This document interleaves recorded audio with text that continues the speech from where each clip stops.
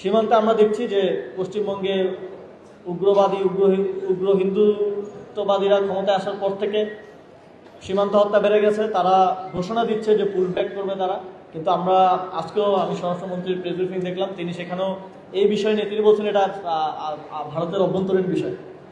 তো সিএ এবং আসামের একটা আইনের কথা বললেন যে সেটা ভারতের অভ্যন্তরীণ বিষয়, কিন্তু যে আইনের ফলে সেখানকার নীতি নির্ধারকরা যে আইনের বাস্তবায়নের মাধ্যম হিসেবে বলছেন যে সেখানে যাদেরকে সন্দেহ হবে তারা ধরে বাংলাদেশে পুশব্যাক করবে, সেটা আর ভারতের অভ্যন্তরীণ বিষয় থাকে না। যখন বাংলাদেশে পুশব্যাক করার বিষয়টা আসে, এটা বাংলাদেশের বিষয় হয়ে যায়, এটা একটা ইন্টারন্যাশনাল কনসার্ন, ন্যাশনাল একটা কনসার্ন হয়ে যায় আমাদের জন্য। আমরা হয়তো ভবিষ্যতে রোহিঙ্গা সংকটের মতো আরও বড় কোনো সংকটের দিকে যাচ্ছি।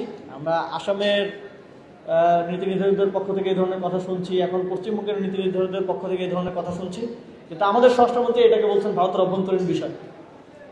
তো এই জাতীয় সংকটটাকে আগে অ্যাড্রেস করতে হবে, অ্যাকনোলেজ করতে হবে যে তারা এটা করছে এবং তারা এটা বলছে, এটা আগে স্বরাষ্ট্রমন্ত্রীকে এবং সরকারকে অ্যাকনোলেজ করতে হবে, তারপর এটা সমাধানের জন্য পথ খুঁজতে হবে এবং কোনোভাবে এই পুশব্যাক করার সুযোগ তাদেরকে দেয়া যাবে না। আপনারা হয়তো সবাই অবগত হচ্ছেন, প্রায় 90 লাখ ভোটার তালিকা থেকে 90 লাখ মানুষকে পশ্চিমবঙ্গে বাদ দেওয়া হয়েছে। তো তারা যদি মনে করে যে এই 90 লাখ পশ্চিমবঙ্গের নাগরিক না, তাহলে তারা কি এই 90 লাখকেই বাংলাদেশে পুশব্যাক করবে কিনা, এটাও কিন্তু একটা শঙ্কা তৈরি করে আমাদের মধ্যে। তো সরকারের এই বিষয়ে আমরা স্পষ্ট অবস্থান এবং স্পষ্ট রাজনৈতিক বক্তব্য আমরা শুনতে চাই।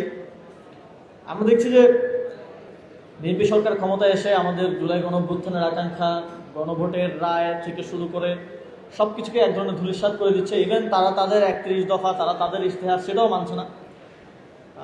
কিন্তু আমরা তাদের ওভার কনফিডেন্স দেখে আমাদের মাঝে মধ্যে মনে হতো যে তারা হয়তো অ্যাডমিনিস্ট্রেশন পরিচালনার ক্ষেত্রে বা প্রশাসন সরকার পরিচালনার ক্ষেত্রে সফল হবে, কিন্তু আমরা দেখছি সেখানেও তারা খুব বাজেভাবে ফেল করছে। একটা তো বললাম আইন শৃঙ্খলা পরিস্থিতি, আরেকটা আমরা দেখি মাঝে মধ্যে আমাদের বিভিন্ন বন্ধুরা যারা অ্যাডমিনিস্ট্রেশনে কাজ করেন, মন্ত্রণালয়ের খোঁজখবর রাখেন বা আছেন, তাদের থেকে শুনি যে এখন মন্ত্রণালয়ে কমান্ডিং অথরিটি হয়ে গেছে 3-4 জন।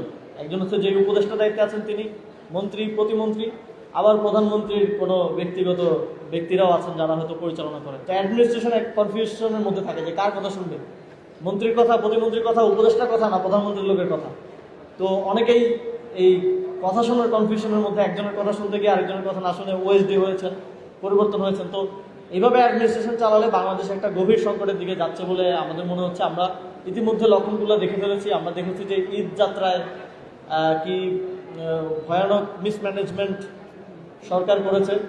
আমরা দেখেছি যে এবার যে বৈশ্বিক সংকট, তেলের সংকট, সেটাকে ম্যানেজ করতে সরকার কিভাবে ব্যর্থ হয়েছে, এবং সামনের দিনও এই সমস্যাগুলো, এই সংকটগুলো আমাদের সামনে আসতে থাকবে।